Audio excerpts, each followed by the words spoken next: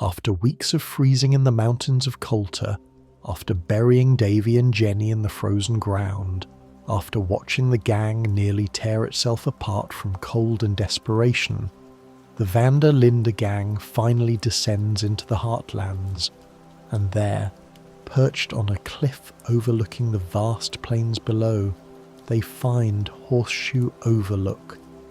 This place will become their home for the next chapter of their lives, a brief moment of hope before everything falls apart. But to understand what Horseshoe Overlook means, we need to understand everything that happens there, every conversation, every mission, every quiet moment around the campfire. The gang arrives broken but not defeated. Dutch van der Linde, ever the optimist, sees this as a fresh start. The Blackwater job went wrong, catastrophically wrong, and they've lost people. But they're alive, most of them, and Dutch believes they can rebuild. He's been saying it since they fled into the mountains. One more score, one more big take, and they can disappear. Buy some land in California or Australia or Tahiti. Live out their days in peace. It's a dream he's been selling for years, and some of the gang still believe it. The location itself is strategic. Horseshoe Overlook sits on elevated ground, giving the gang a clear view of anyone approaching. The cliff face protects one side, and the surrounding trees provide cover. It's close enough to Valentine to access supplies and information, but far enough to avoid casual discovery. For outlaws on the run, it's nearly perfect. Charles Smith found the spot during a scouting mission, and his choice reflects his skills as a tracker and survivor. Charles doesn't talk much about his past, but we know his father was African American and his mother was Native American. He grew up between worlds, never fully belonging to either. The gang is the closest thing to family he's found, and he proves his value again and again through his quiet competence. The camp at Horseshoe Overlook quickly takes shape. Pearson sets up his wagon as the food station, hanging animal carcasses and preparing meals for the gang. His time in the Navy left him with skills in feeding large groups, though his cooking is nothing special. He is a man who found his place in the world through usefulness rather than talent, and he clings to that usefulness desperately. Miss Grimshaw runs the camp with an iron fist. Susan Grimshaw was once Dutch's lover back in the early days of the gang, but that relationship ended long ago. Now she's the camp manager, ensuring that everyone does their share of work. She's hard on the women especially, pushing them to contribute through chores, sewing, and whatever else needs doing. Some see her as cruel, but she understands something important. In a gang of outlaws, everyone must pull their weight or the whole thing falls apart. The women of the camp occupy a complicated position. Abigail Roberts, John Marston's partner, and the mother of his son Jack, does laundry and other chores. She was a prostitute before joining the gang, passed around among the men until John claimed her as his own. Their relationship is strained. John has never fully accepted his role as a father, and Abigail resents his emotional distance. But she stays because she has nowhere else to go, and because despite everything, she loves him.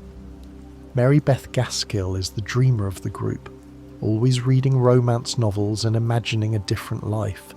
She's skilled at pickpocketing and small cons, using her innocent appearance to disarm marks. But her heart isn't really in the outlaw life. She wants something more, something respectable, though she's not sure how to get it. Karen Jones is louder and brasher, a woman who drinks too much and speaks her mind too freely. She's been with the gang for years and has proven herself in robberies and cons. Her relationship with Sean Maguire is passionate but volatile. Two people who burn too hot to last. Karen's drinking will get worse as the story progresses. a slow descent that mirrors the gang's own deterioration. Tilly Jackson came to the gang fleeing another outlaw group, the Foreman brothers, who treated her badly. She's young but tough, a survivor who's learned to protect herself. Her past will catch up with her during the Horseshoe Overlook chapter, forcing her to confront the men she fled. And then there's Molly O'Shea, Dutch's current lover. She's Irish, beautiful, and desperately in love with a man who's increasingly distant. Molly doesn't fit in with the other women. She sees herself as above the camp chores, as Dutch's partner, rather than just another gang member. This attitude earns her resentment, and her isolation will only grow as Dutch pulls away from her. The men of the gang each have their own stories, their own reasons for being here. Arthur Morgan is Dutch's most trusted enforcer, a man who's been with the gang since he was a teenager. Dutch and Hosea raised him after his father died, teaching him to read, to think, to survive. Arthur is loyal to a fault, willing to do whatever Dutch asks without question. But beneath that loyalty, doubts are beginning to stir.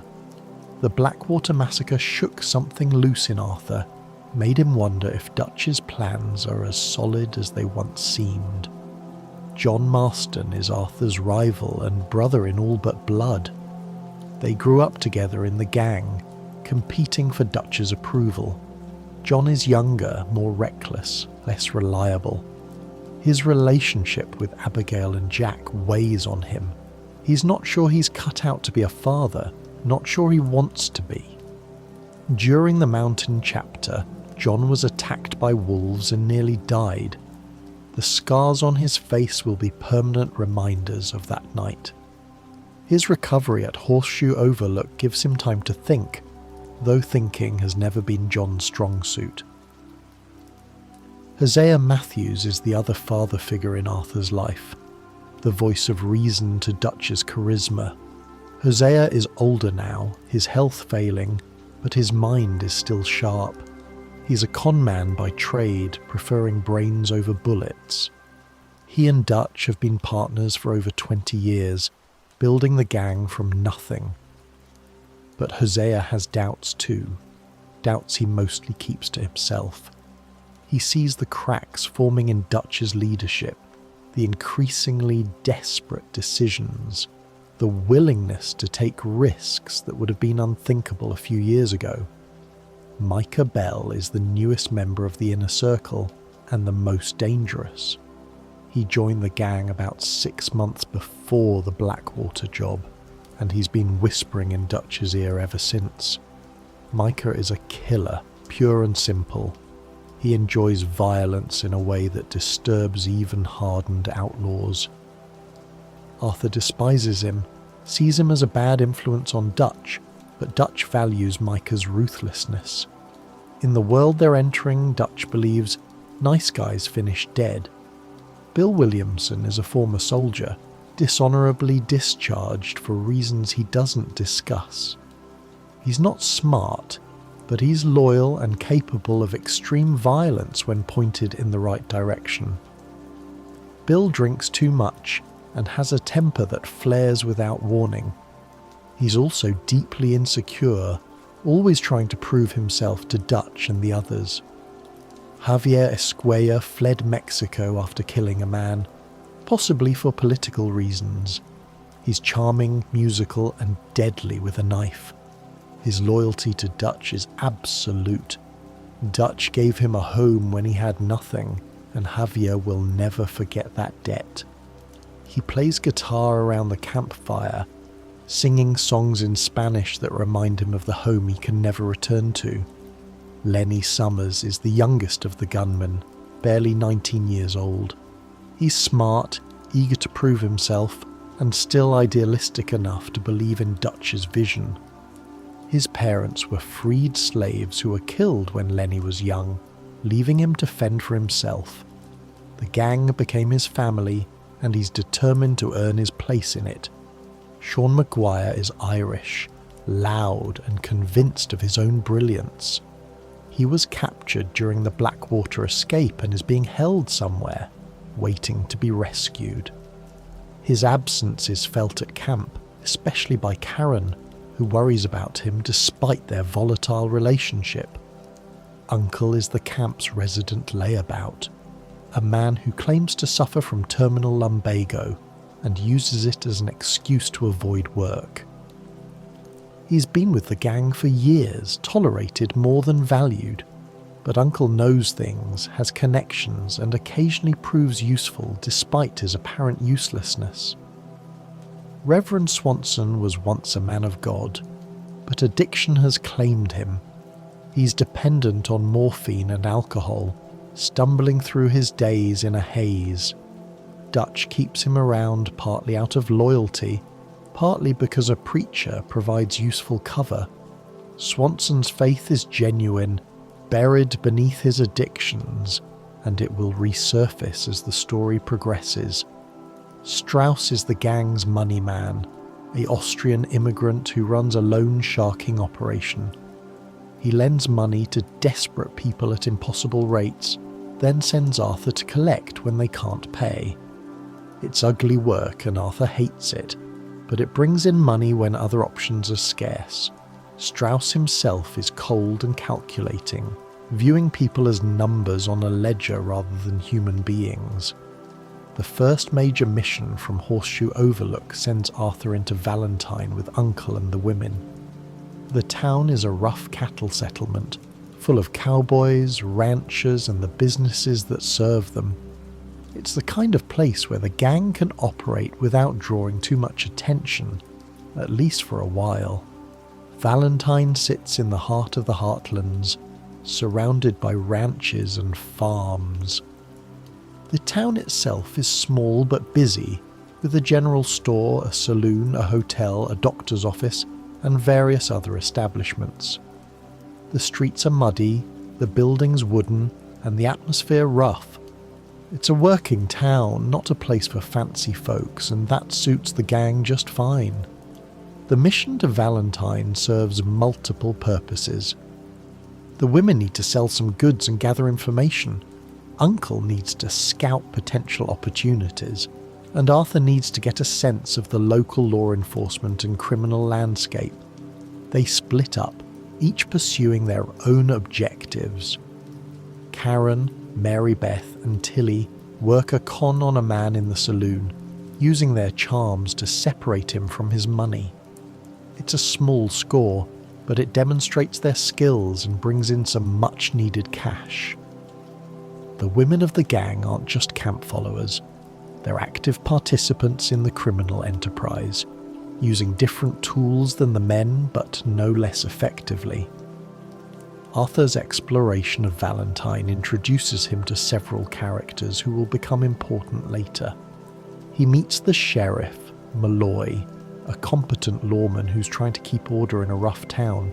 He encounters various townspeople, getting a feel for the community, and he has his first run-in with Tommy, a large man who works at the stables and has a reputation for violence.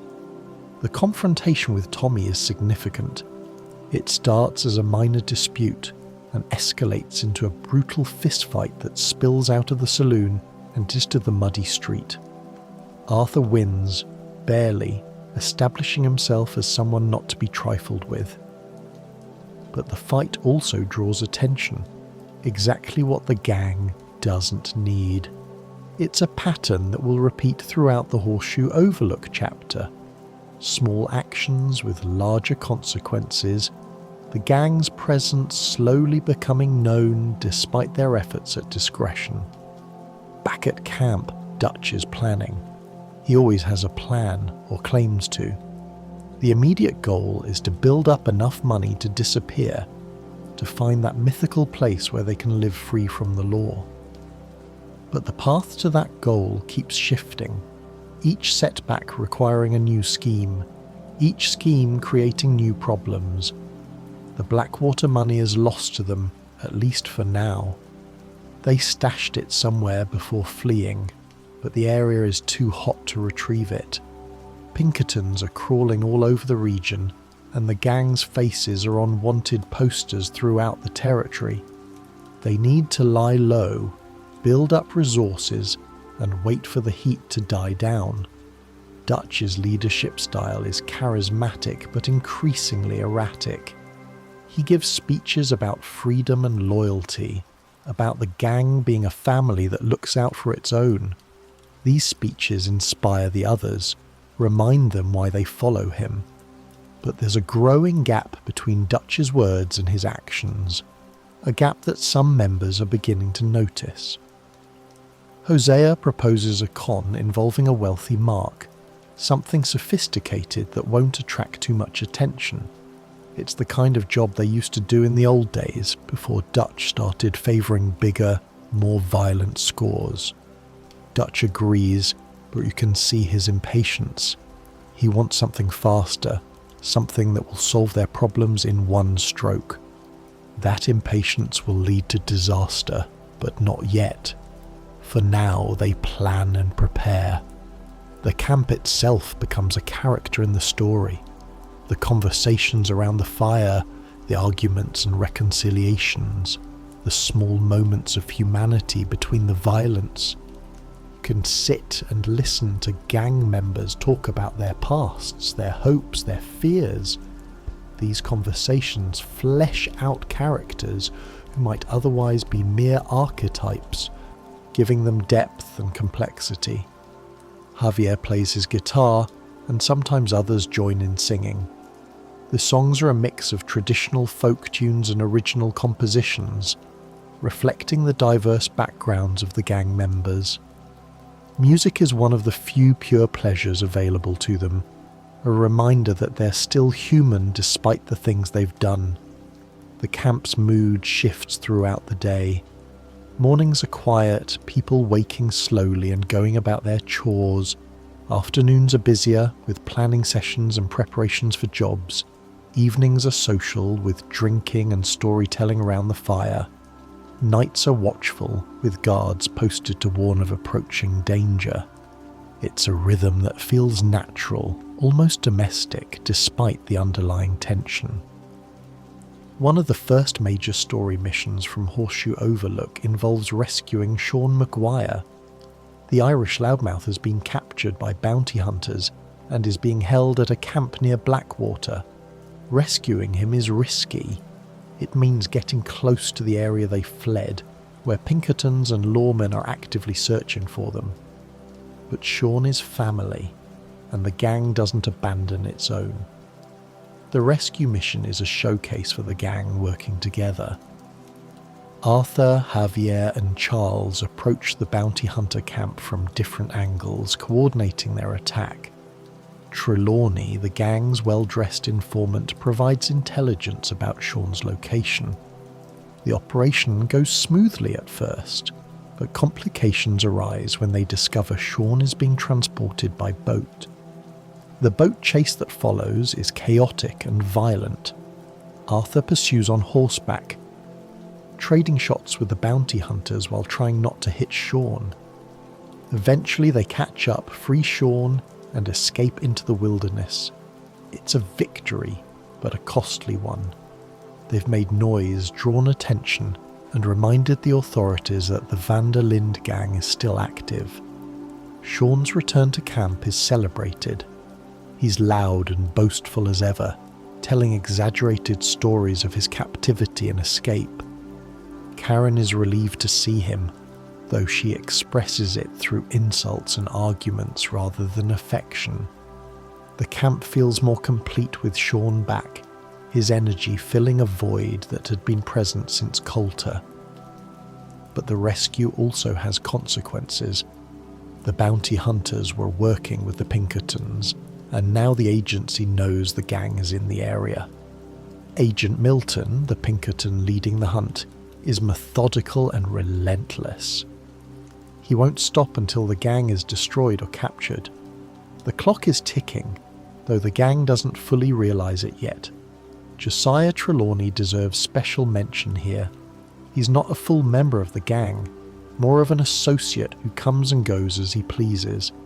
He's a showman, a con artist, and an information broker, always impeccably dressed and speaking in flowery language. Trelawney has connections everywhere, and he uses them to help the gang when it suits him.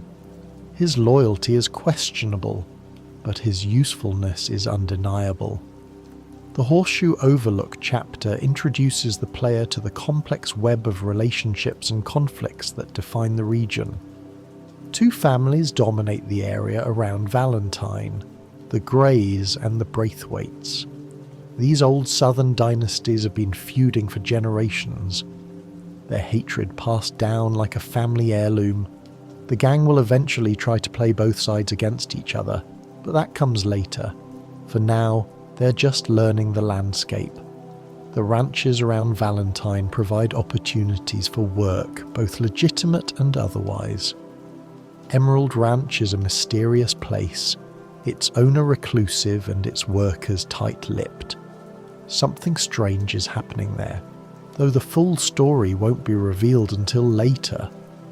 The smaller farms and homesteads are populated by hard-working people trying to make a living, some of whom will become targets for the gang's activities. Hunting becomes an important activity during this chapter. The heartlands are rich with game: deer, pronghorn, bison, and various smaller animals. Arthur can hunt for food to feed the camp, for pelts to sell or craft into equipment, or simply for the pleasure of being alone in the wilderness. The hunting mechanics are detailed and realistic, requiring patience and skill. Fishing is also available, with various species in the rivers and lakes around the camp. It's a more peaceful activity than hunting, a chance to relax and reflect.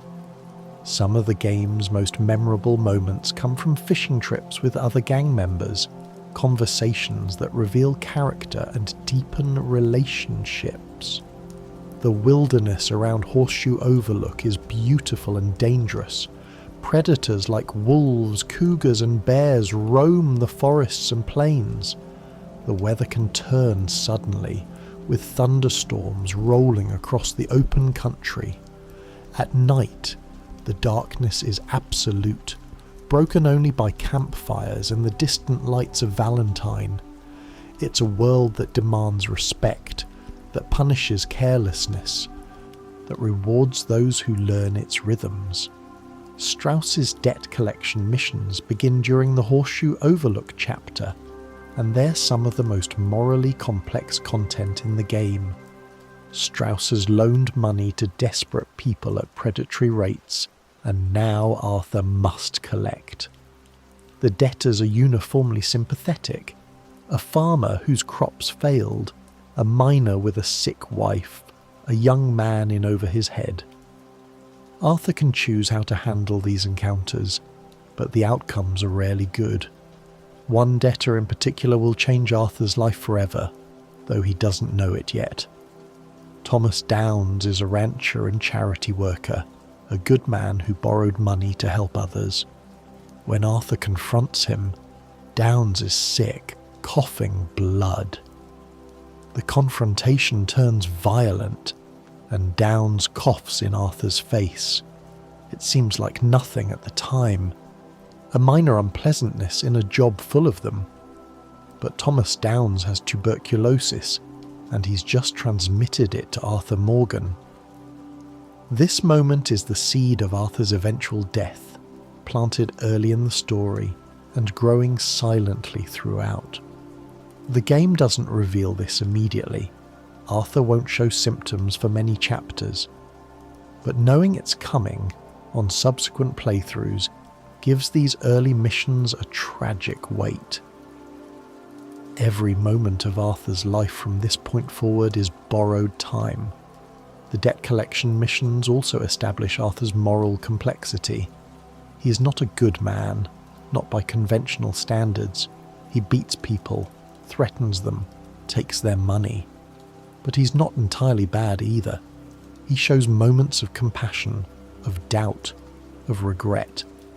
The player's choices can push him in either direction, toward redemption or damnation. But the fundamental tension is always there. Arthur is a violent man trying to figure out if he can be anything else. Strauss himself is an interesting character. He's not physically threatening, not a gunfighter or a brawler. His violence is economic, systemic, hidden behind contracts and interest rates. In some ways, he's more dangerous than the outlaws who use guns. His victims are destroyed slowly, legally, with no recourse. Arthur's growing disgust with Strauss's methods reflects a broader critique of predatory capitalism, though the game never becomes preachy about it. The relationship between Arthur and Mary Linton is explored during the Horseshoe Overlook chapter. Mary was Arthur's great love years ago before everything went wrong. They were going to get married, going to build a life together. But Mary's family disapproved of Arthur's outlaw ways, and eventually Mary chose respectability over love. She married another man, had a conventional life, and Arthur buried his feelings deep. Now Mary reaches out, asking for help. Her brother Jamie has fallen in with a cult-like group called the Chelonians, and she wants Arthur to rescue him. It's a manipulation, using their history to get what she wants, but Arthur goes anyway. He still loves her despite everything, and he can't refuse her. The mission to rescue Jamie takes Arthur to a Chelonian gathering, where followers worship the turtle as a symbol of wisdom and longevity. It's absurd, but the game treats it with a certain sympathy. These are lost people looking for meaning, even if they've found it in a strange place. Arthur extracts Jamie, returns him to Mary, and for a moment it seems like they might reconnect. But Mary can't accept Arthur as he is. She wants him to change, to leave the gang, to become someone else. And Arthur can't do that. Not yet. Maybe not ever. The gang is his family, Dutch is his father, and he can't abandon them even for love. They part again, both knowing it's probably for the last time, both carrying wounds that will never fully heal. This storyline humanizes Arthur in important ways. He's not just a killer, he's a man who loved and lost, who made choices he regrets, who wonders what his life might have been. Mary represents the road not taken, the possibility of a normal life that Arthur gave up for the gang. Their scenes together are tender and painful, two people who still care for each other but can't find a way to be together. The train robbery mission is one of the highlights of the Horseshoe Overlook chapter. Dutch has identified a train carrying payroll for the Leviticus Cornwall Company, and he wants to hit it. Cornwall is an oil magnate, one of the richest men in the country, and Dutch sees robbing him as both profitable and righteous. They're not just stealing, they're striking a blow against the corrupt system that's crushing ordinary people. The planning is meticulous, at least by the gang standards. They scout the route, identify the best place to stop the train, and assign roles to each participant. Bill will handle the explosives, blowing the track to force the train to stop. Arthur and the others will board and secure the passengers and crew. Dutch will oversee the operation and handle any complications. The robbery itself goes mostly according to plan. The train stops, the gang boards, and they begin collecting valuables from the passengers. But then things get complicated. The train is carrying more security than expected, and a firefight breaks out. Arthur has to fight his way through the cars, dealing with guards while trying not to kill innocent passengers. They get the money, but the escape is messy. Lawmen arrive faster than expected, and the gang has to shoot their way out. Several gang members are wounded, though none fatally, and they've made a powerful enemy. Leviticus Cornwall doesn't take kindly to being robbed, and he has the resources to make the gang's life very difficult. Cornwall himself appears shortly after the robbery, confronting Dutch in Valentine. It's a tense scene. Two powerful men facing off in a public place.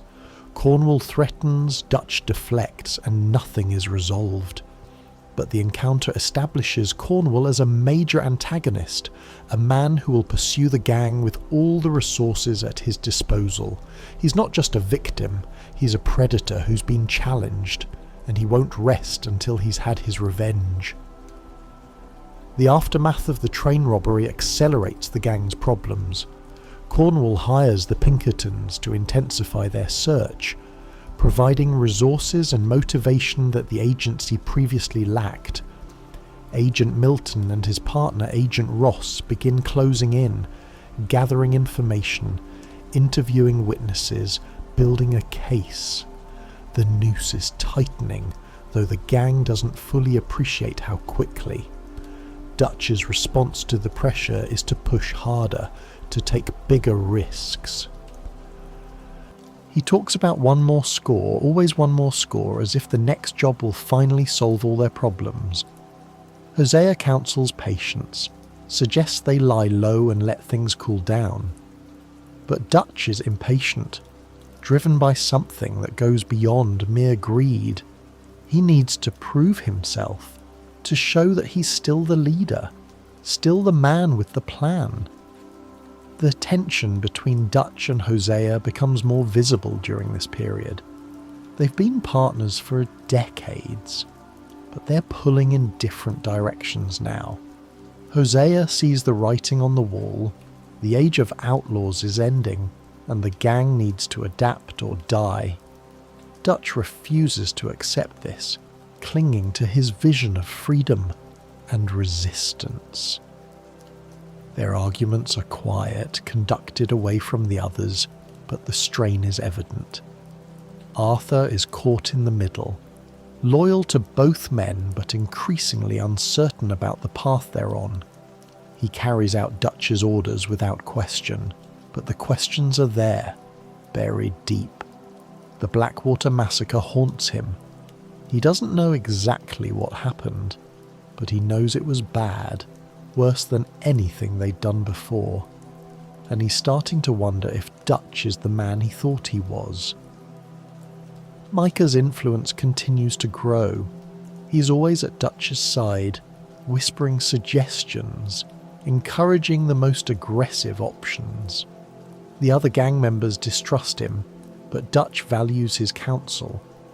Micah represents something new in the gang, a willingness to embrace violence for its own sake, rather than as a means to an end.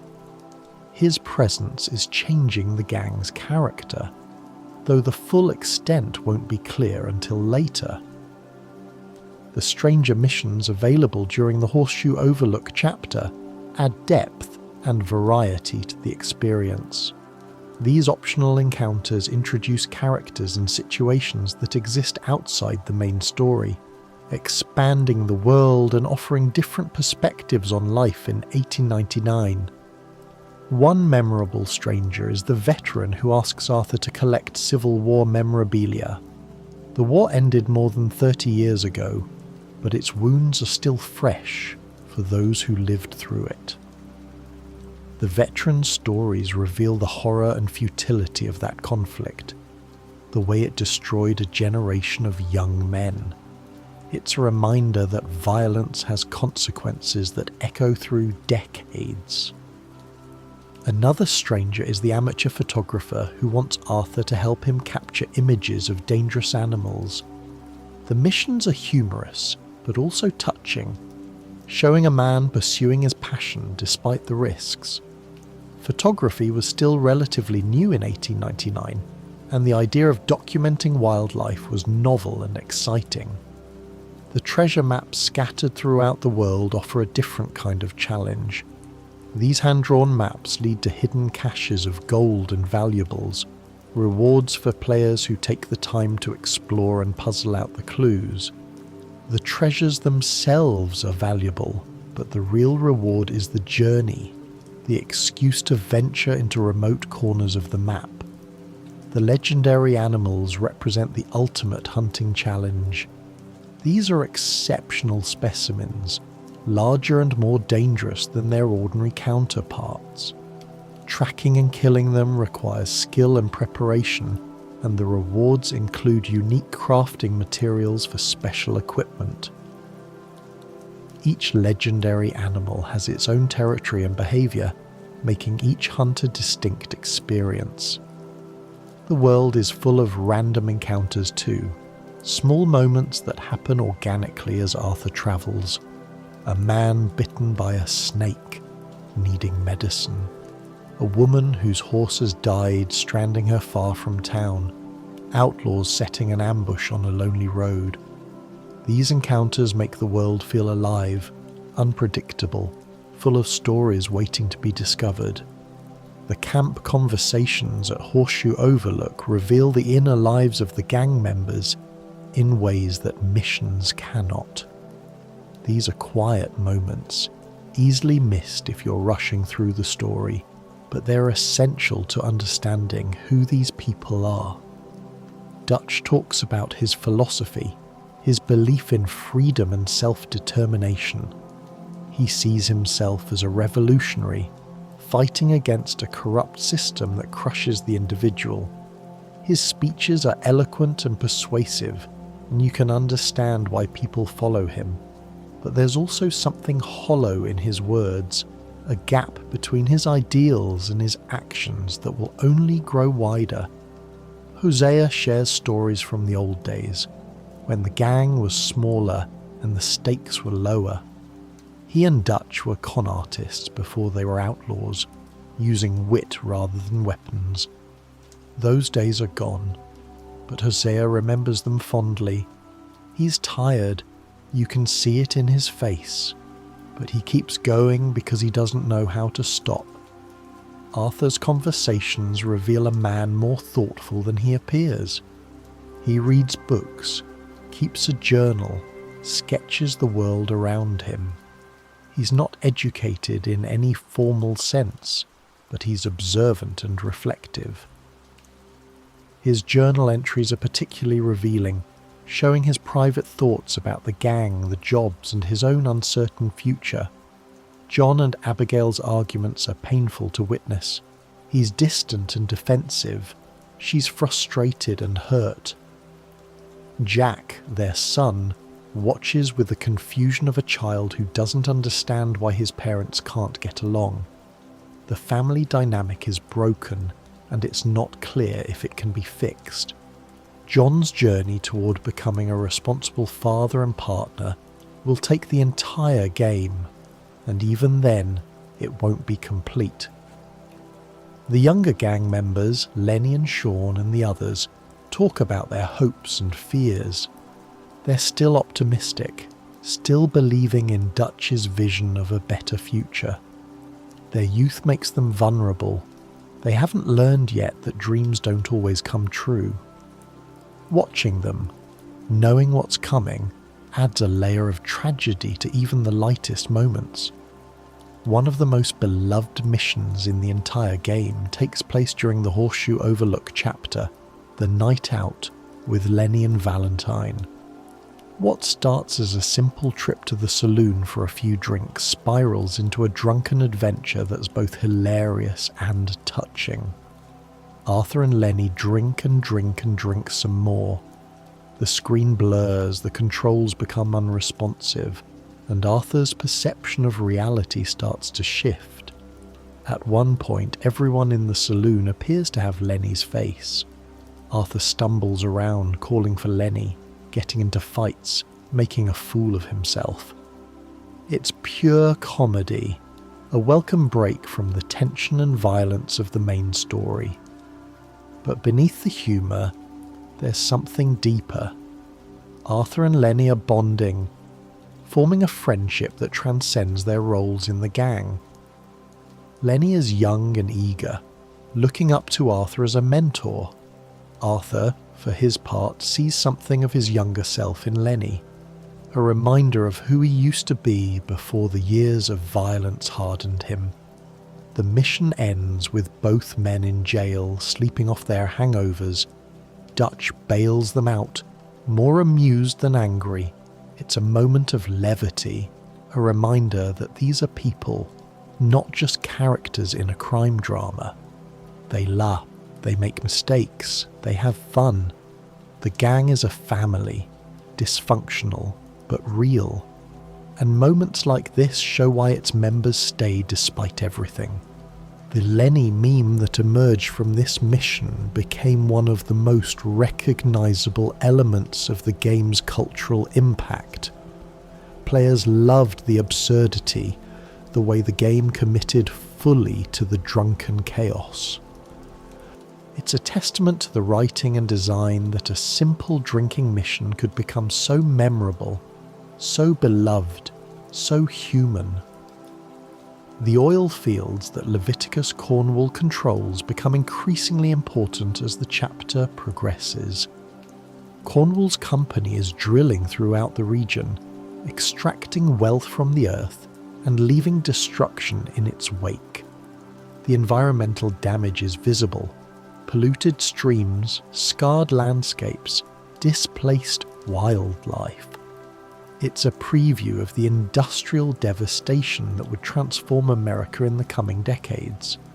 Cornwall himself represents the new order that's replacing the Old West. He's not a gunfighter or an outlaw. He's a businessman, using money and influence rather than bullets. His power comes from capital, from connections, from the legal system that protects his interests. Against this kind of enemy, the gang's traditional methods are increasingly ineffective. The confrontation between Dutch and Cornwall in Valentine is a clash of worldviews. Dutch sees himself as a freedom fighter, resisting the forces of civilization that are crushing the individual. Cornwall sees Dutch as a common criminal, a nuisance to be eliminated. Neither understands the other, and neither is entirely wrong. Dutch is fighting a losing battle against historical forces he can't control. Cornwall is building an empire on exploitation and environmental destruction. They're both products of their time, shaped by forces larger than themselves. The gang's attacks on Cornwall's operations are satisfying in the moment but ultimately futile. They can rob a train, blow up some equipment, kill some guards. But Cornwall has unlimited resources. He can absorb these losses and keep coming. The gang is fighting a war of attrition they can't win, burning through their strength while their enemy grows stronger. This dynamic, the individual versus the system, runs throughout the game. The outlaws represent a dying way of life, freedom and self-reliance in a world that's becoming increasingly organised and controlled. Their defeat is inevitable, not because they're weak, but because the world is changing. The frontier is closing, the law is spreading, and there's nowhere left to run. Tilly Jackson's past catches up with her during the Horseshoe Overlook chapter. The Foreman brothers, the gang she fled years ago, have tracked her down.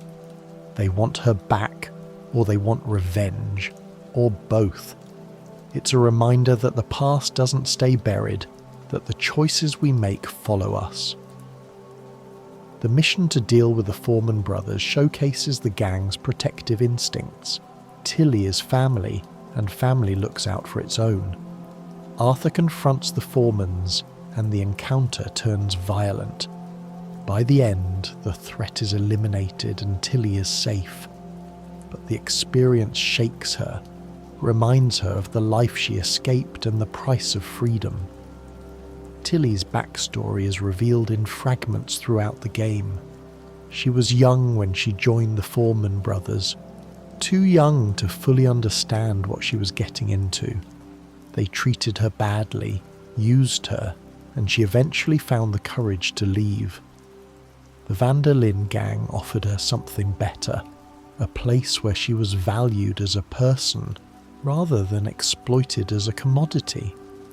Her relationship with the other women in camp is complex. She's close to Mary Beth, sharing books and dreams of a different life. She's more distant from Karen, whose drinking and recklessness worry her. She respects Miss Grimshaw, even when the older woman is harsh. These relationships give Tilly a support network, a sense of belonging that she never had before. The resolution of Tilly's storyline is satisfying but bittersweet. She's free from her past, but the violence required to achieve that freedom leaves its mark. She's not innocent anymore if she ever was. She's a survivor, hardened by experience, carrying scars that will never fully heal. In this, she's not so different from the rest of the gang. The Downs family appears during the Horseshoe Overlook chapter, and their story is one of the most tragic in the game. Thomas Downs, the man Arthur beats while collecting Strauss's debt, is a good person in impossible circumstances. He borrowed money to help others, to support his charitable work, and now he can't pay it back. The confrontation between Arthur and Thomas is brutal. Arthur doesn't know Thomas is sick. He just sees another debtor who needs to be persuaded. The beating is ugly, the kind of violence that Arthur has committed countless times before. But this time, it will have consequences that Arthur can't imagine. Thomas Downs dies shortly after the encounter, his tuberculosis accelerated by the beating. His wife Edith and son Archie are left destitute, their farm failing, their future bleak. They'll appear again later in the game, their circumstances growing worse, a living reminder of the harm Arthur has caused. The Downs storyline is the game's moral centre. It shows that Arthur's violence has real consequences, that the people he hurts have families and lives that are destroyed by his actions. It's easy to see outlaws as romantic figures, rebels against an unjust system. The Downs family reminds us that they're also predators, causing suffering to innocent people. Arthur's eventual realization of what he's done, and his attempts to make amends, form one of the game's most powerful arcs. He can't undo the harm he's caused, can't bring Thomas back or restore the family's fortunes. But he can try to help, can acknowledge his guilt, can choose to be better. Whether that's enough is a question the game leaves for the player to answer. The honour system tracks Arthur's moral choices throughout the game, and the Horseshoe Overlook chapter offers many opportunities to shape his character. Every interaction is a choice: help or ignore, spare or kill, give or take. These choices accumulate, shifting Arthur's honour up or down, affecting how the world responds to him. High honour Arthur is more compassionate, more likely to help strangers and show mercy to enemies. The world responds positively. Shopkeepers offer discounts, strangers are friendlier, and Arthur's internal monologue reflects a man trying to be better. Low honour Arthur is more ruthless, more willing to kill and steal without remorse. The world responds with fear and hostility, and Arthur's thoughts grow darker. The honour system isn't just a gameplay mechanic, it's a reflection of the game's central theme. Arthur is at a crossroads, capable of redemption or damnation. The player's choices determine which path he takes, though the ultimate destination is fixed. Arthur will die regardless of his honour level, but how he dies and what he leaves behind depends on the choices made along the way. The camp's perception of Arthur shifts based on his honour too. High honour Arthur is respected and liked. Gang members greet him warmly and speak well of him. Low honour Arthur is feared and avoided. Conversations are shorter, colder, more transactional. The gang is a mirror, reflecting back the man Arthur has chosen to become. Some missions have honour-specific outcomes. Showing mercy to a defeated enemy might raise honour, executing them might lower it. Helping a stranger in need raises honour, robbing them lowers it. The system is nuanced. recognizing that morality isn't always black and white. Sometimes the honourable choice isn't obvious, and sometimes doing the right thing has costs. The Pinkertons make their presence felt during the Horseshoe Overlook chapter, though the full confrontation is still to come. Agent Milton and Agent Ross are methodically building their case, interviewing witnesses, following leads, closing in on the gang's location. They're professionals, patient and thorough, the opposite of the impulsive outlaws they're hunting. Milton is the senior agent, a man who spent his career hunting criminals. He's not evil exactly. He believes in law and order in the system he serves. But he's also ruthless, willing to use any means necessary to achieve his goals. His confrontation with Dutch in Valentine is a preview of the conflict to come. Two men who see themselves as righteous, locked in a struggle neither can walk away from.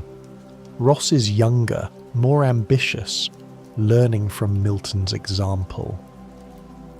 He'll become the primary antagonist of the first Red Dead Redemption game, hunting John Marston years later. His presence here is a connection between the two games, a reminder that the story continues beyond Arthur's death.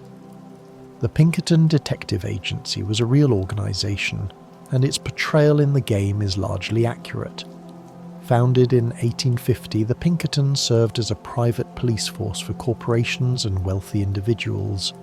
They broke strikes, hunted outlaws, and operated in the grey area between law enforcement and private security. Their methods were often brutal, and their loyalty was to whoever paid them. The gang's awareness of the Pinkerton threat grows throughout the chapter. They know they're being hunted, but they don't fully appreciate how close the hunters are. Dutch dismisses the danger, confident in his ability to stay one step ahead. Others are more worried, sensing that this time might be different. The tension builds slowly, a storm gathering on the horizon. The economy of the camp requires constant attention. Money flows in from robberies and other criminal activities, but it also flows out for supplies, ammunition, and camp improvements. Arthur can contribute to the camp fund, and his contributions are tracked and acknowledged. The more he gives, the better equipped the camp becomes. Camp improvements include better provisions, more comfortable sleeping arrangements, and various amenities that boost morale. A well-funded camp is a happier camp, with gang members in better spirits and more willing to help. A neglected camp breeds resentment and despair, with members complaining about conditions and questioning leadership. The ledger in Dutch's tent tracks all financial transactions, showing who's contributing and who's taking. It's a source of tension. Some members give generously, while others barely contribute. The ledger reveals character. Micah rarely gives anything, while Arthur and Charles are consistent contributors. These details add texture to the relationships, showing who's invested in the gang's success and who's just along for the ride. The provision system requires regular hunting and gathering. Pearson needs meat and supplies to feed the camp, and Arthur can provide them through hunting. A well-stocked camp has better food, which improves morale and health. A hungry camp is miserable, with members complaining and performance suffering. This economic layer adds depth to the gameplay, making the camp feel like a living community rather than just a mission hub. Arthur's contributions matter, not just for gameplay benefits, but for the sense of belonging they create. He's not just a member of the gang, he's a provider, someone the others depend on. That responsibility weighs on him, another thread in the complex web of loyalty and obligation that defines his life. The horses in Red Dead Redemption 2 are more than transportation. They're companions, partners in Arthur's journey. The bond between rider and horse develops over time, affecting performance and behaviour. A well-bonded horse is calmer, more responsive, more willing to face danger. A neglected horse is skittish and unreliable. Arthur can own multiple horses, stabling them in towns or keeping them at camp.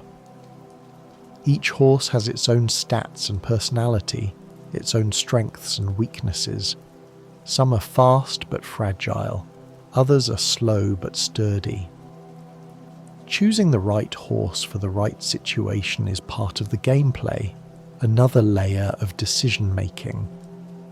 The horse care mechanics are detailed and realistic. Horses need to be fed, brushed and rested. They can be injured and need treatment. They can die permanently if Arthur isn't careful. Losing a horse you've bonded with is genuinely painful, a reminder that attachment has costs in this world. The wild horses that roam the heartlands can be captured and tamed.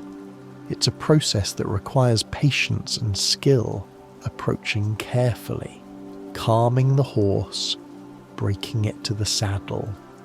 Successfully taming a wild horse is satisfying, adding a new companion to Arthur's stable. The relationship between Arthur and his horse mirrors his relationships with people. It requires investment, attention, care. It can be damaged by neglect or abuse, and it provides something valuable in return: loyalty, reliability, a connection that transcends words. In a world full of betrayal and violence, the bond with a horse is something pure. The chapter at Horseshoe Overlook establishes the rhythms and relationships that will carry through the rest of the game. It's a relatively peaceful time, at least compared to what's coming. The gang has found a temporary home, a moment to catch their breath before the next crisis. But the peace is fragile, built on sand, and everyone knows it can't last. The missions during this chapter introduce the major themes and conflicts that will drive the story forward. The tension between Dutch's ambition and Hosea's caution, the growing influence of Micah, the pressure from the Pinkertons and Cornwall, the moral complexity of Arthur's position. All of these elements are established here, seeds planted that will grow into the tragedy to come. The world building is exceptional. The Heartlands feel like a real place, with its own history and ecology and culture. The people Arthur meets, from the ranchers to the townspeople to the random strangers on the road, all feel like they have lives beyond their interactions with the player. It's a world you can get lost in, spending hours just exploring and discovering. The emotional foundation is laid here too. We come to care about these characters, to understand their hopes and fears, to invest in their fates. When bad things happen later, and they will, the impact is greater because we've spent time with these people. We've seen them laugh and argue and dream. They're not just pixels on a screen. They're people, flawed and complicated and real. Horseshoe Overlook represents the gang at its best, or at least its most stable. They're together, they're functioning, they're still believing in Dutch's vision. The cracks are there if you look closely, but they haven't widened into chasms yet. It's the calm before the storm, the last good days before everything falls apart. The eventual departure from Horseshoe Overlook comes not from choice, but from necessity. The gang's activities have drawn too much attention. The Pinkertons are closing in. Cornwall's resources are being deployed against them. Valentine is no longer safe, and neither is the camp overlooking it. Dutch makes the decision to move, as he always does. He's found a new location, a new opportunity, a new plan. The gang packs up their belongings, loads the wagons, and prepares to leave. It's a process they've done many times before, the nomadic life of outlaws always one step ahead of the law. The move to Clemens Point, their next camp, marks the end of the Horseshoe Overlook chapter. It's a transition, a shift in geography and tone. The heartlands give way to Lemoyne, the open plains replaced by swamps and plantations. The challenges change too, new enemies and new complications replacing the old. But something is lost in the move, something that can't be recovered. Horseshoe Overlook was a good camp, maybe the best they'd had in years. The location was defensible, the hunting was good, the town was close but not too close. Leaving it behind feels like a defeat, even if it's a strategic retreat. The gang members react differently to the move. Some are relieved to be leaving, eager for new opportunities. Others are sad, attached to the place they'd briefly called home. A few are worried, sensing that each move brings them closer to an end they can't escape. The mood is mixed, hopeful and fearful in equal measure. Arthur's journal entries during this transition reveal his own ambivalence. He's loyal to Dutch, will follow wherever the leader goes. But he's also tired, worn down by the constant running, the endless cycle of jobs and escapes. He wonders, in his private thoughts, if there's any end to this life other than death. He doesn't have an answer, not yet, but the question is there, growing louder with each passing day. The legacy of Horseshoe Overlook extends beyond the chapter itself. The relationships formed here, the conflicts introduced, the themes established, all carry forward through the rest of the game. It's a foundation, solid and carefully constructed, upon which the larger story is built. Players often remember Horseshoe Overlook fondly, as a time when things were simpler, when the gang was still together, when hope still seemed possible. Returning to the abandoned camp later in the game is a melancholy experience, seeing the empty spaces where tents once stood, remembering the conversations and laughter that filled the air. The chapter also establishes the gameplay loop that will continue throughout the game. Main missions advance the story, while side content provides depth and variety. The camp serves as a home base, a place to return to between adventures. The world is open for exploration, full of secrets and surprises. This structure, introduced at Horseshoe Overlook, becomes the framework for the entire experience. The pacing of the chapter is deliberate, allowing players to settle into the world before the intensity ramps up. There's time to hunt, to fish, to explore, to get to know the characters. The main story missions are spaced out, giving breathing room between dramatic moments. It's a rhythm that respects the player's time and attention, trusting them to engage with the world at their own pace. The technical achievement of Horseshoe Overlook shouldn't be overlooked either. The camp is a complex simulation, with dozens of NPCs going about their daily routines, interacting with each other and with the player. The conversations are dynamic, changing based on story progress and player actions. The level of detail is staggering, from the way light filters through the trees to the sounds of wildlife in the distance. It's a world that feels alive, that rewards attention and exploration. The side activities available at Horseshoe Overlook deserve detailed attention. These optional pursuits add richness to the experience, offering different ways to engage with the world beyond the main story. Poker games at camp provide a social activity, a chance to interact with gang members in a relaxed setting. The poker mechanics are fully realised, with betting, bluffing, and all the strategy of the real game. Winning feels good, losing stings, and the conversations during games reveal character, showing how people behave when the stakes are low and the mood is light. Dominoes offers a different kind of challenge, a game of strategy and pattern recognition. It's quieter than poker, more contemplative. Playing dominoes with Hosea or Tilly creates moments of connection, small interactions that build relationships over time. 5-finger fillet is the most dangerous game, stabbing a knife between spread fingers as quickly as possible.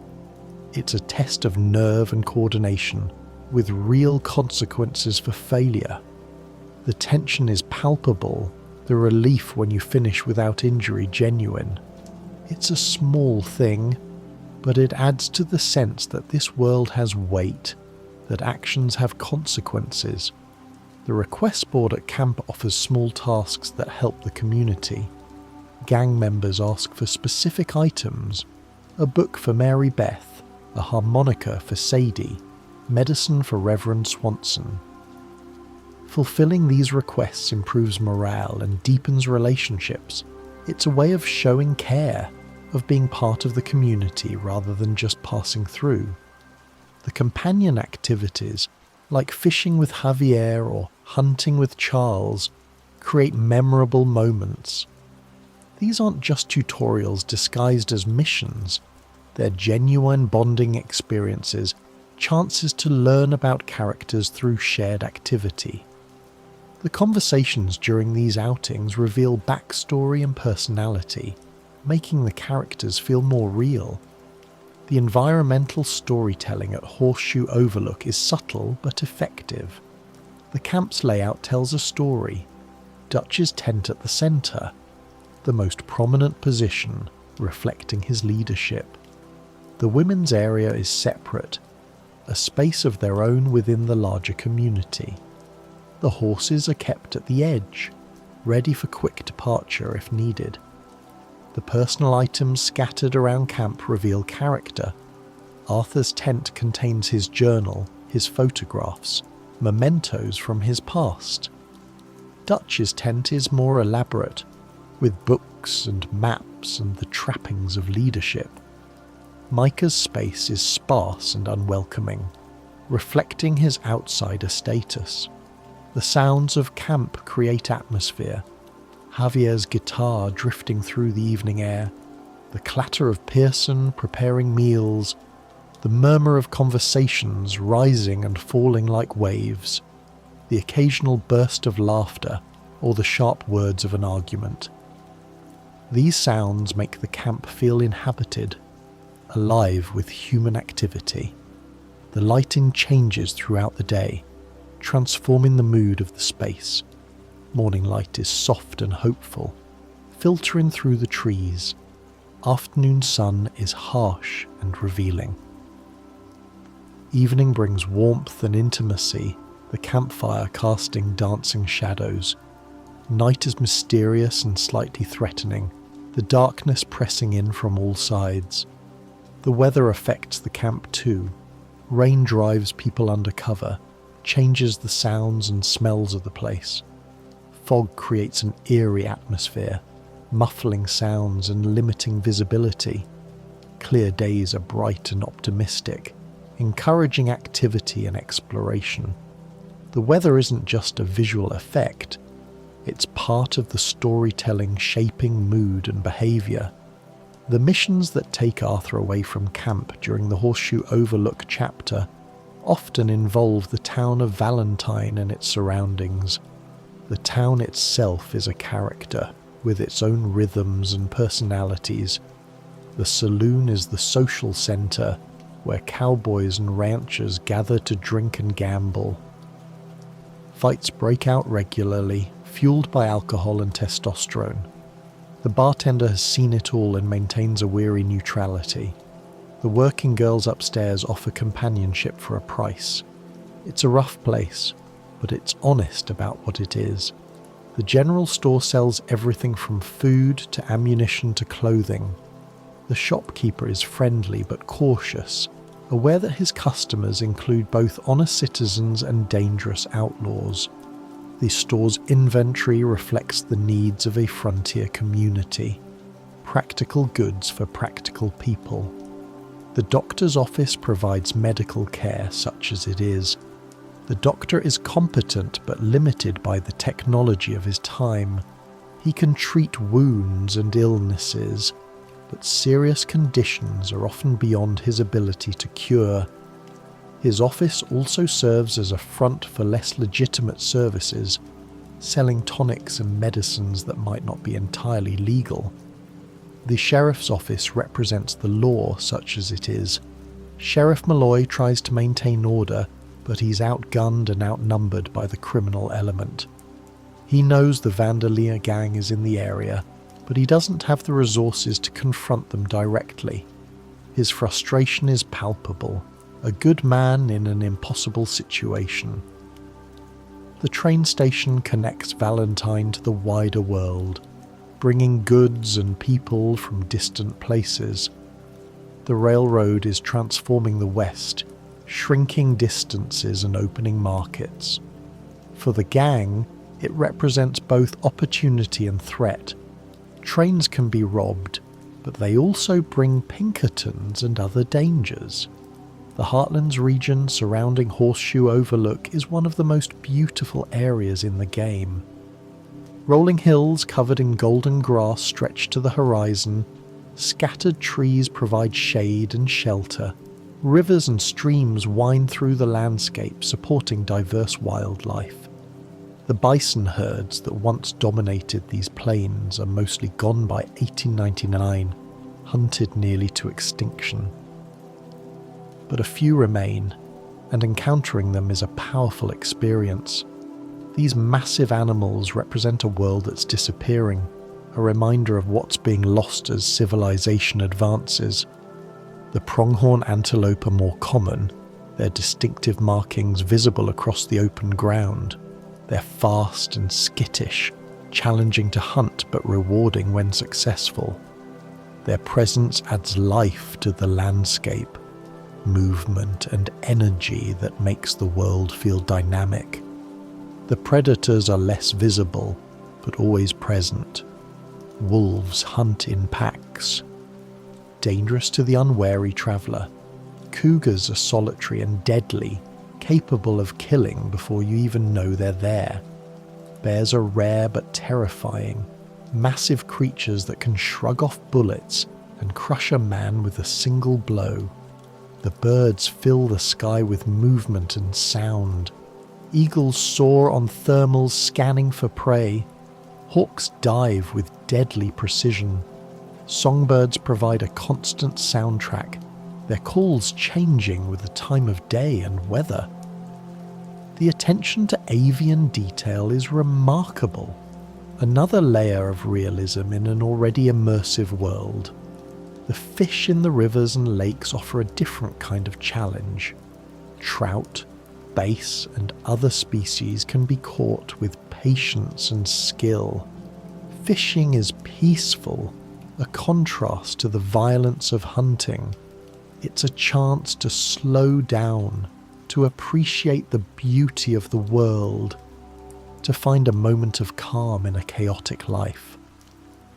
The crafting system becomes important during the Horseshoe Overlook chapter. Arthur can create various items from materials gathered in the world, from simple tonics to elaborate equipment. The trapper, located in various spots around the map, can craft special clothing and equipment from legendary animal pelts. These items are both functional and cosmetic, providing bonuses while also looking distinctive. Hunting legendary animals and bringing their pelts to the trapper becomes a long-term goal, a reason to explore every corner of the map. The camp's crafting options allow Arthur to create ammunition, tonics, and other consumables. Having the right supplies can mean the difference between success and failure in difficult missions.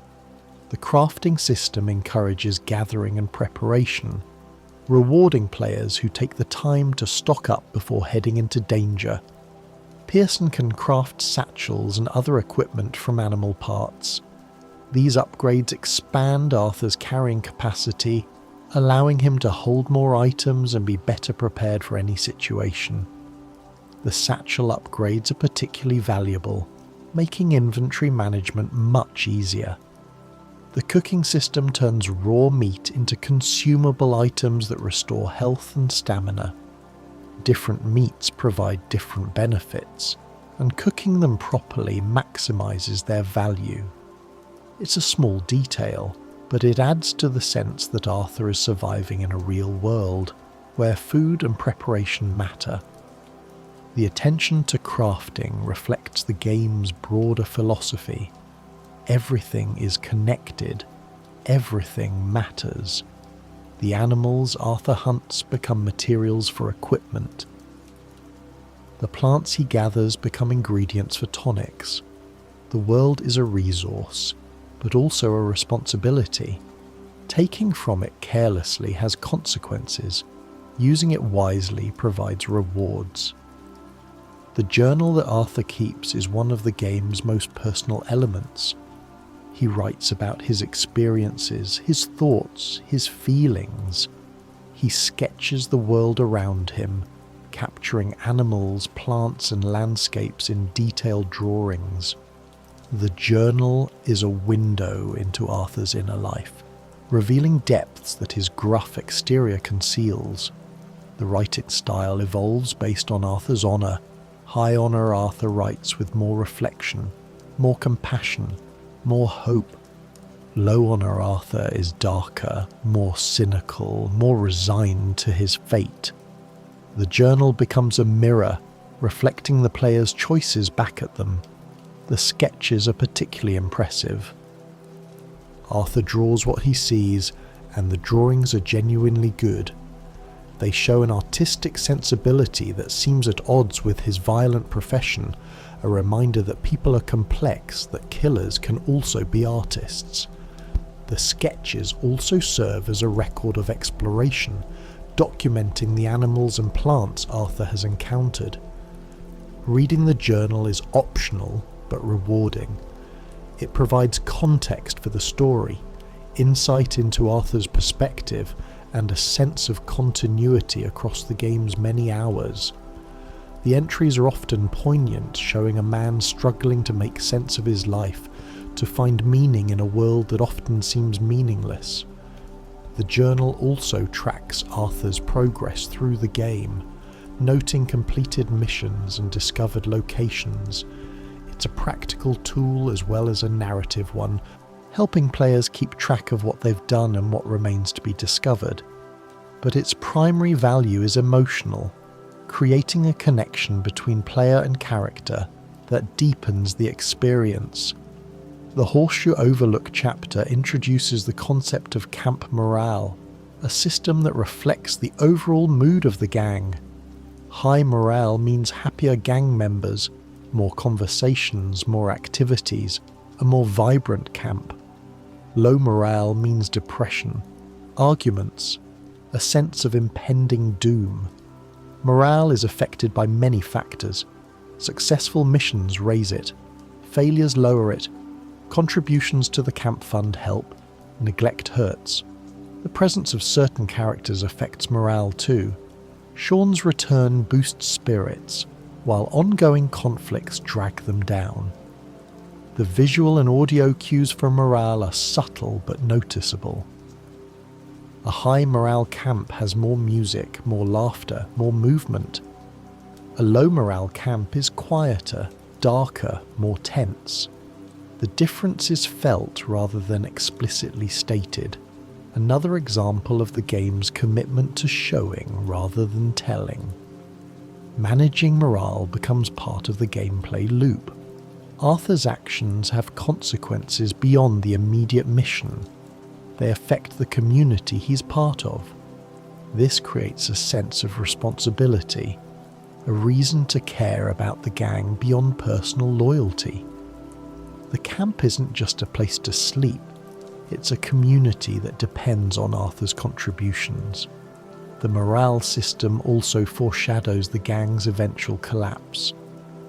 As the story progresses, maintaining morale becomes harder. The setbacks accumulate, The losses mount, and the optimism of Horseshoe Overlook gives way to the despair of later chapters. The system tracks this decline, making it tangible and measurable. The gunplay during the Horseshoe Overlook chapter establishes the combat mechanics that will carry through the game. The weapons feel weighty and powerful, each shot having impact and consequence. The Deadeye system allows Arthur to slow time and place precise shots, a nod to the quick-draw mythology of the Old West. The weapon variety is impressive. Revolvers for close-range combat, rifles for distance, shotguns for devastating power. Each weapon has its own feel, its own strengths and weaknesses. Choosing the right weapon for the situation is part of the tactical challenge. The cover system allows Arthur to take shelter behind objects, reducing his exposure to enemy fire. Combat becomes a dance of movement and positioning, finding angles and exploiting openings. The AI enemies are competent, flanking and suppressing, requiring thoughtful responses rather than mindless aggression. The consequences of violence are not hidden. Bodies fall and stay fallen. Blood pools on the ground. The sounds of combat are loud and chaotic. The game doesn't glorify violence exactly, but it doesn't sanitize it either. The weight of killing is felt, even when the killing is necessary. The Wanted system tracks Arthur's crimes and sends law enforcement after him. Committing crimes in view of witnesses raises a bounty, which must be paid off or evaded. The system creates tension, making every criminal act a calculated risk. Getting away clean feels like an accomplishment. Getting caught has real consequences. The Horseshoe Overlook chapter ends with the gang's departure, but its impact resonates throughout the rest of the game. The relationships established here will be tested and transformed. The conflicts introduced will escalate and explode. The themes explored will deepen and darken. Looking back from the game's end, Horseshoe Overlook seems almost idyllic. The gang was together, functioning, still believing in a future. Dutch's plans seemed possible, if not probable. The losses were manageable, the hope still alive. It was a moment of relative peace in a story defined by violence and tragedy. The chapter also establishes Arthur as a protagonist worth caring about. He's not a hero in any conventional sense. He's a criminal, a killer, a man who's done terrible things. But he's also human, capable of kindness and reflection, struggling with questions of meaning and morality. The time at Horseshoe Overlook allows players to see these dimensions, to understand Arthur as more than just a gunslinger. The world building accomplished in this chapter is remarkable. The Heartlands feel like a real place, with history and ecology and culture. The characters feel like real people, with hopes and fears and contradictions. The systems feel interconnected, each element supporting and enriching the others. It's a foundation that supports the entire massive structure of the game. For many players, Horseshoe Overlook remains the emotional heart of Red Dead Redemption 2. It's where they fell in love with the game, where they came to care about Arthur and the gang, where they first experienced the magic of this meticulously crafted world. The chapters that follow are more dramatic, more tragic, more intense. But Horseshoe Overlook is where it all begins, where the seeds are planted that will grow into one of gaming's greatest stories. The small details at Horseshoe Overlook reward careful observation. The way gang members interact with each other when Arthur isn't directly involved. The conversations that happen in the background, snippets of lives being lived. The routines that each character follows, creating a sense of daily life. Miss Grimshaw patrols the camp, checking on the women, ensuring chores are done. Her strictness masks genuine care. She wants the camp to function because she wants the people in it to survive.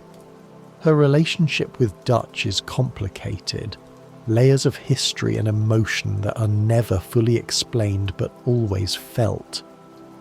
Pearson works at his station, preparing meals, complaining about supplies. He's not respected by the others, seen as a bit of a joke, but he keeps everyone fed, contribution that's easy to overlook but essential to survival. His stories about the Navy are probably exaggerated, but they reveal a man who needs to feel important, who clings to past glories because the present offers so little. The Reverend stumbles through his days, drunk or high or both. His faith is real, buried beneath addiction, surfacing in moments of clarity. He's a tragic figure, a man who found God and then lost himself. His presence in the gang is a reminder that redemption is possible, even for the fallen, even for those who seem beyond saving. Strauss works on his ledger, calculating debts and interest, planning his next collection. He's cold and precise, viewing people as numbers, but he's also necessary. His loan sharking brings in money when other sources dry up. The gang needs him, even as they despise what he does. These background characters, and many others, create the texture of camp life. They're not just decoration, they're people, with their own stories and struggles. Paying attention to them enriches the experience, revealing layers of meaning that casual players might miss. The night sky at Horseshoe Overlook is spectacular.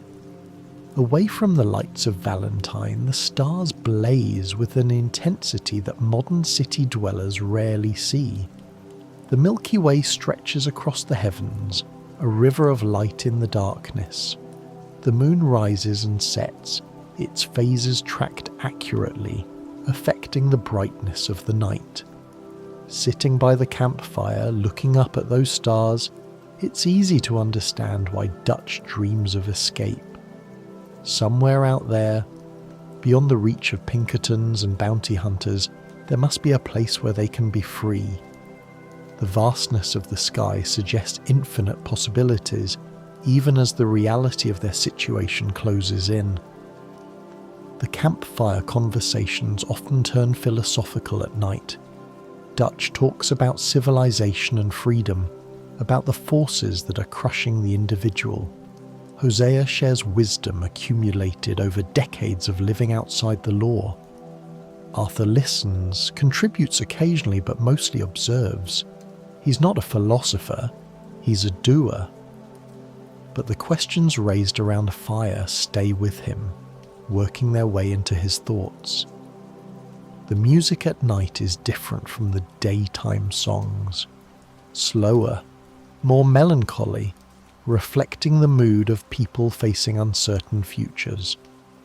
Javier's guitar carries emotions that words can't express. Sometimes others join in, their voices blending in harmonies that speak of shared experience and common fate. The guards on night watch pace the perimeter, alert for danger. The gang is never truly safe. Enemies could appear at any moment. The vigilance is exhausting but necessary. One lapse, one moment of inattention could mean disaster. The tension never fully dissipates, even in the quietest moments. The transition from Horseshoe Overlook to Clemens Point marks a turning point in the story. The gang is moving deeper into trouble, closer to the conflicts that will tear them apart. The relative peace of the Heartlands gives way to the tensions of Lemoyne, where old feuds and new enemies await. But before they leave, there's a moment to appreciate what they had. The camp at Horseshoe Overlook, for all its problems, was a home. The people there, for all their flaws, were a family. The time spent there, for all its violence and uncertainty, contained moments of genuine happiness. Arthur's journal entries from this period often reflect on these moments. a good hunt with Charles, a drunken night with Lenny, a quiet conversation with Hosea. These memories will sustain him through the darkness to come, reminders that life isn't only suffering, that joy is possible even for people like him. The gang members say goodbye to Horseshoe Overlook in their own ways. Some are eager to move on, excited by the prospect of new opportunities. Others are reluctant, attached to the place they'd briefly called home. A few are simply resigned, accepting that this is their life, always moving, never settling, running until they can't run anymore. Dutch, as always, frames the move as progress. They're not retreating, they're advancing toward their goal. The setbacks are temporary, the vision remains. One more score, one more big take, and they'll be free. It's a speech he's given many times before, and he'll give it many times again. Some still believe it, others are starting to wonder. The legacy of Horseshoe Overlook extends beyond the game itself. It's become a touchstone for discussions of open-world design, of character development, of how games can create emotional connections. The chapter demonstrates that slower pacing can be more effective than constant action, that quiet moments can be as memorable as dramatic ones. The camp system pioneered here has influenced other games, showing how a home base can be more than just a menu screen. The relationships developed through casual interactions have set a new standard for NPC characterization. The environmental storytelling has demonstrated how much can be communicated without explicit exposition. For players, Horseshoe Overlook often represents the game at its best. It's where the promise of the open world is most fully realized, where the freedom to explore and discover feels most rewarding. The later chapters are more focused, more driven by story, more constrained by narrative necessity. Horseshoe Overlook is where the game breathes, where players can set their own pace and find their own experiences. The emotional resonance of the chapter comes from its combination of hope and foreboding. We know or sense that things will get worse. The gang situation is unsustainable. The forces arrayed against them are too powerful, but for now, in this moment, they're together, they're alive, they're still fighting, and that's something worth remembering, worth cherishing, worth mourning when it's gone. Horseshoe Overlook is not just a location in a video game, it's a state of mind, a moment in time, a feeling of possibility before reality closes in. It's the calm before the storm, the last good days, the memory that makes the tragedy to come bearable. It's where the story of Arthur Morgan truly begins, and where, in some sense, it's already ending. The specific missions available during the Horseshoe Overlook chapter deserve deeper exploration. Each one contributes to the larger narrative while also standing alone as a complete experience. Polite Society. Valentine style introduces Arthur to the town and its inhabitants. The mission begins simply enough. Accompany Uncle and the women to Valentine, help them with their errands, get a sense of the place. But it escalates, as things always do with the Van der Linde gang. The bar fight with Tommy establishes Arthur's reputation, for better or worse. The women's con demonstrates their skills, and the seeds of future conflicts are planted. Americans at Rest brings the gang into contact with the O'Driscolls, their longtime rivals. The encounter is tense, nearly violent, a reminder that the Van der Linde gang isn't the only outlaw organisation in the region. The O'Driscolls are led by Colm O'Driscoll, a man Dutch hates with a passion that goes beyond professional rivalry. Their history is bloody, personal, and unresolved. Who is not without sin deals with Reverend Swanson's addiction. Arthur finds the Reverend in trouble as usual and has to extract him from a dangerous situation. The mission reveals the depth of Swanson's problems and Arthur's complicated feelings about him. There's frustration certainly, but also compassion. Arthur has seen too much suffering to judge others harshly for their weaknesses. Eastward Bound is the mission to rescue Sean, one of the chapter's highlights. The planning, the execution, the boat chase, all combine into a memorable sequence. Sean's rescue feels like a genuine victory, a moment when the gang's loyalty and competence are on full display. It's a reminder of what they're capable of when they work together. The first shall be last continues the Sean rescue, dealing with the aftermath and the escape. The mission is action-heavy, with multiple combat encounters and a tense pursuit, but it also has quieter moments, conversations that reveal character and deepen relationships. The balance between action and character is one of the game's great strengths. Paying a social call takes Arthur and the gang to the O'Driscoll hideout at 6 Point Cabin. The mission is a raid, pure and simple, an assault on enemy territory. The combat is intense, the stakes high. But the real significance is what they find. Plans for a train robbery that the O'Driscolls were planning. Dutch decides to steal the score, hitting the train before the O'Driscolls can. Money lending and other sins introduces Strauss's debt collection missions. These are some of the most morally complex content in the game, forcing Arthur to confront the human cost of the gang's activities. The debtors are sympathetic, their situations desperate.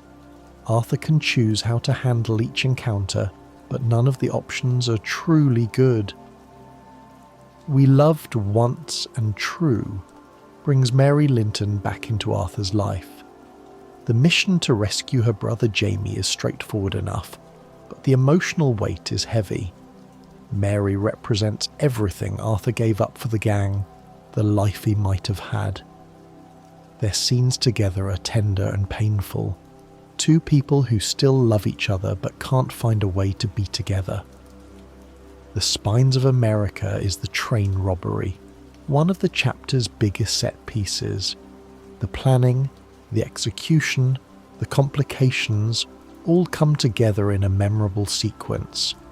The robbery itself is successful, but the consequences are severe. Leviticus Cornwall becomes an enemy, and the Pinkertons intensify their pursuit. Exit Pursued by a Bruised Ego deals with the aftermath of the train robbery. Cornwall confronts Dutch in Valentine, a tense scene that establishes the stakes going forward. The gang has made a powerful enemy, one with resources they can't match. The noose is tightening. Blessed Are the Meek involves Micah, who's gotten himself arrested in Strawberry. Dutch wants Arthur to break him out despite Arthur's objections. The mission goes badly, as missions involving Micah tend to do. The town of Strawberry is shot up, innocent people die, and the gang's reputation takes another hit. It's a preview of the chaos Micah will bring. The optional activities during the Horseshoe Overlook chapter provide hours of additional content. These aren't filler. They're carefully crafted experiences that enrich the world and deepen the player's connection to it. The hunting challenges test Arthur's skills against increasingly difficult targets. Each challenge requires specific weapons, specific conditions, specific techniques. Completing them provides rewards, but the real satisfaction is in the mastery, the sense of becoming truly skilled at something. The herbalist challenges encourage exploration and observation. Finding and collecting plants requires attention to the environment, learning where different species grow and when they're available. The knowledge gained is practical, enabling crafting and cooking. but it also creates a deeper connection to the land. The Horseman challenges focus on riding skills. Speed, endurance, control, all are tested. The challenges push players to understand their horses better, to develop the bond that makes riding feel natural rather than mechanical. The Sharpshooter challenges test combat skills in specific ways. Headshots, disarms, kills from horseback all require precision and timing. These challenges make players better at combat, but they also reveal the depth of the combat system, the many ways it can be approached. The Gambler challenges involve the various games available in the world. Poker, blackjack, dominoes, all have associated challenges. These require patience and sometimes luck, but they also encourage engagement with the social side of the game, the interactions that happen around gaming tables.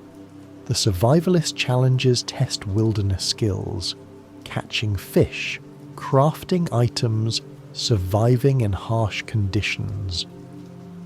These challenges connect to the game's themes of self-reliance and adaptation, the skills that frontier people needed to survive. The Bandit challenges embrace the outlaw life.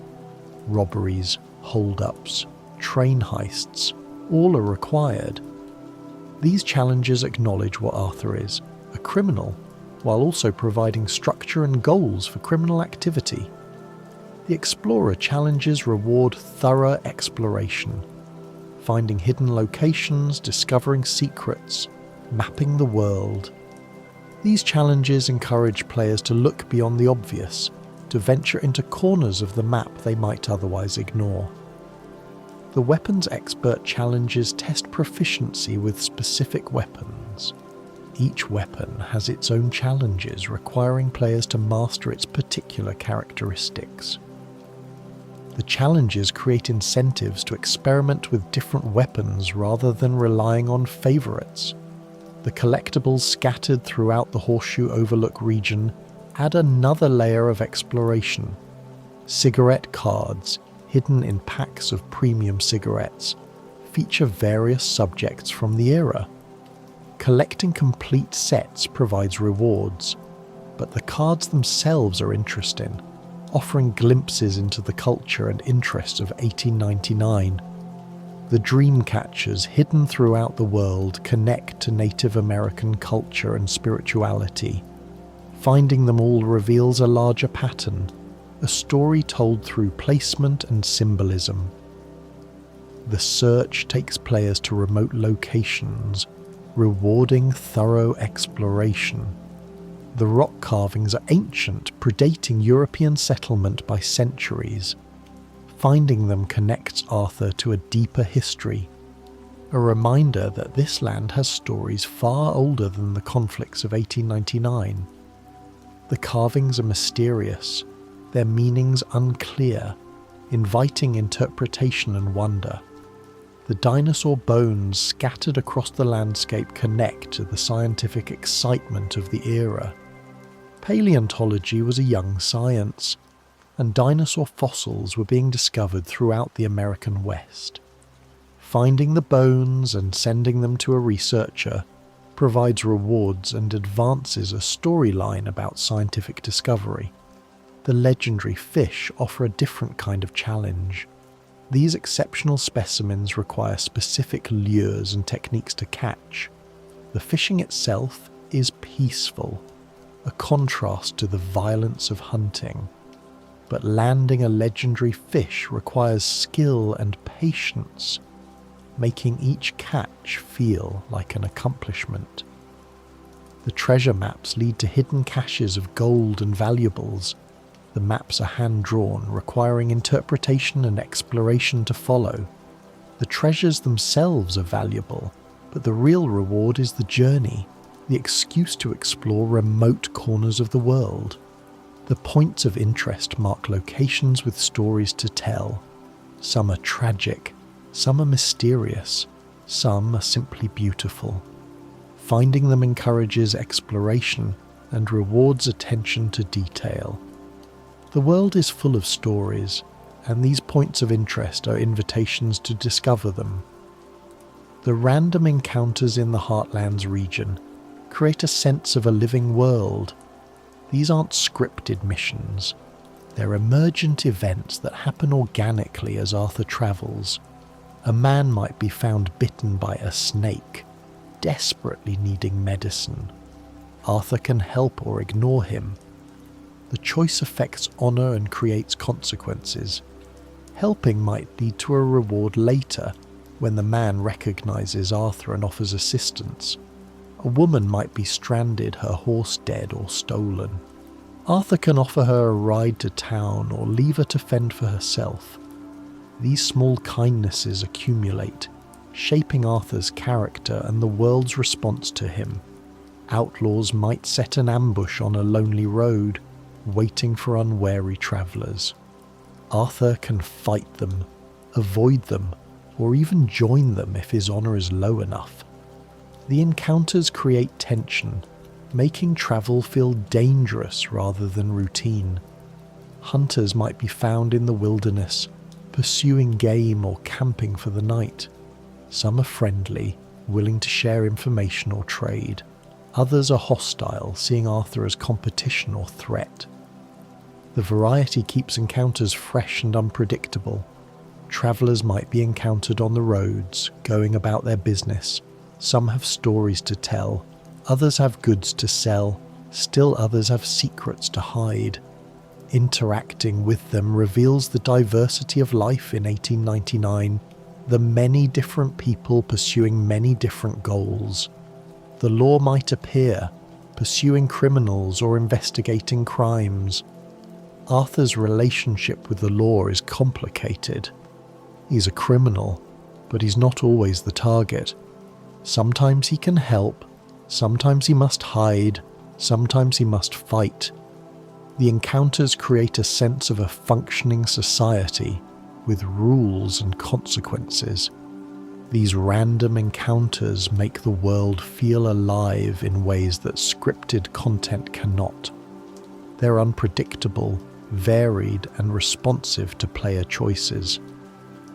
They reward exploration and attention, creating stories that are unique to each playthrough. The weather system during the Horseshoe Overlook chapter affects gameplay in meaningful ways. Rain makes tracking easier, as prints are more visible in mud, but it also makes fires harder to start and reduces visibility. Fog creates an eerie atmosphere, perfect for ambushes but dangerous for travel. Clear weather is best for hunting and exploration, but it also means Arthur is more visible to enemies. The temperature affects Arthur's health and stamina. Cold weather drains stamina faster. Hot weather affects health. Dressing appropriately for conditions becomes important. Another layer of preparation and planning. The clothing system isn't just cosmetic, it has real gameplay implications. The day-night cycle creates different opportunities and challenges. Some animals are only active at certain times. Some encounters only happen at night. The world changes as the sun moves across the sky, creating variety and encouraging players to experience different times of day. The seasons don't change during the game, but the weather patterns create a sense of seasonal variation. Storms roll through, bringing rain and lightning. Clear spells follow with bright sun and blue skies. The variety keeps the world feeling dynamic, never quite the same from one day to the next. The attention to meteorological detail is impressive. Clouds form and dissipate realistically. Rain falls in patterns that feel natural.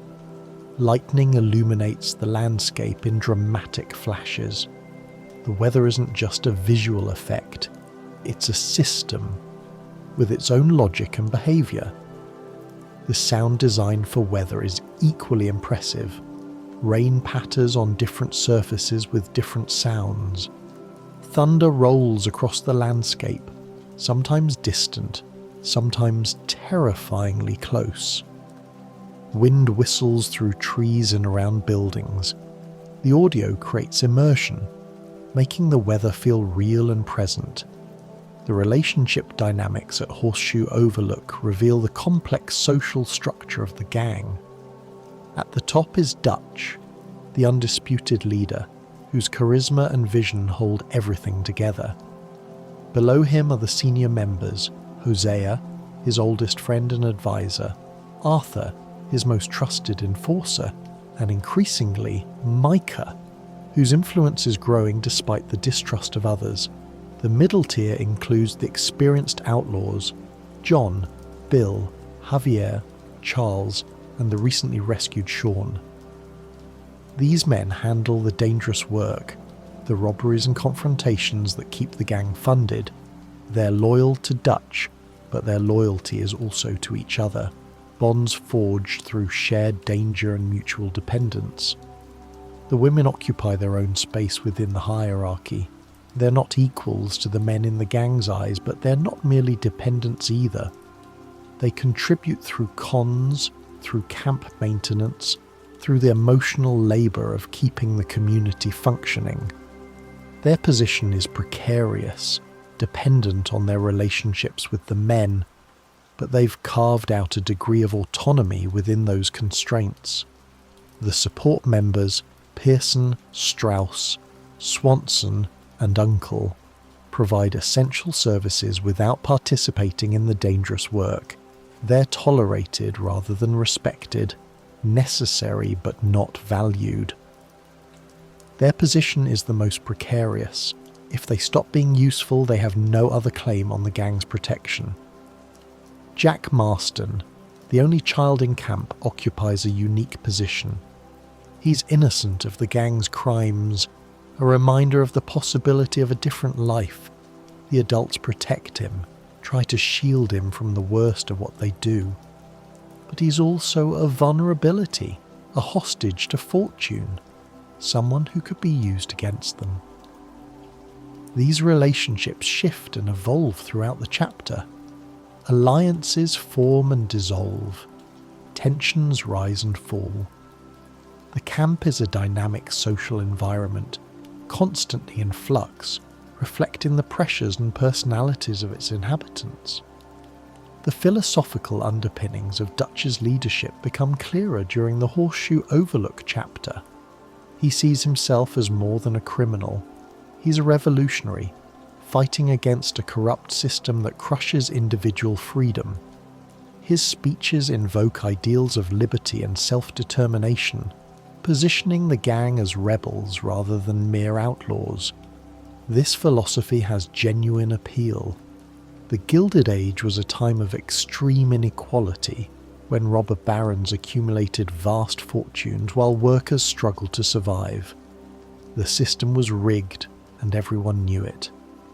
Dutch's rejection of that system, his insistence on living by his own rules, resonates with people who feel powerless against forces they can't control. But there's a contradiction at the heart of Dutch's philosophy. He preaches freedom while demanding absolute loyalty. He talks about equality while maintaining strict hierarchy. He claims to fight for the little people while robbing and killing them when convenient. The gap between his ideals and his actions will only grow wider as the story progresses. Hosea represents a different approach. He's pragmatic where Dutch is idealistic, cautious where Dutch is bold. He understands that the world is changing, that the old ways are dying, that adaptation is necessary for survival. His counsel is often ignored, but it's usually right. The tragedy of Hosea is that he sees the disaster coming but can't prevent it. Arthur is caught between these two perspectives. He's loyal to Dutch, has been for 20 years, but he's also observant enough to see the problems. His journal entries during this period show a man wrestling with doubts he can't quite articulate, sensing that something is wrong without being able to name it. The philosophical tensions within the gang mirror larger tensions in American society. The conflict between individual freedom and collective responsibility, the question of whether violence can ever be justified, the challenge of maintaining ideals in a world that punishes idealism. These aren't just themes in a video game, they're questions that every generation must answer for itself. The ending of the Horseshoe Overlook chapter comes not with a dramatic climax, but with a quiet departure. The gang packs up their camp, loads their wagons and moves on. It's a process they've done many times before, the nomadic rhythm of outlaw life. But this time feels different. They're not just moving to a new location, they're leaving something behind. The empty camp at Horseshoe Overlook becomes a memorial to what was. Players who return later find the fire pits cold, the tents gone, the sounds of life replaced by silence. Nature is already reclaiming the space, grass growing where feet once trod, animals returning to territory briefly occupied by humans. The memories remain though, the conversations around the fire, the missions launched from this base. The relationships deepened, the conflicts introduced, the seeds planted for everything to come. Horseshoe Overlook isn't just a location, it's a chapter in the lives of these characters, a time that shaped who they would become. For Arthur, the Horseshoe Overlook chapter represents a turning point he doesn't yet recognise. The encounter with Thomas Downs has sealed his fate, though he won't know it for months. The doubts about Dutch have begun to surface, though he pushes them down. The possibility of redemption has been introduced through Mary and through his own reflections, though he doesn't yet believe he deserves it. The gang will never be this whole again. Deaths are coming, betrayals are coming, the slow collapse that will destroy everything Dutch built. But for now, in this moment, they're together, they're family, and that's worth something, even if it can't last.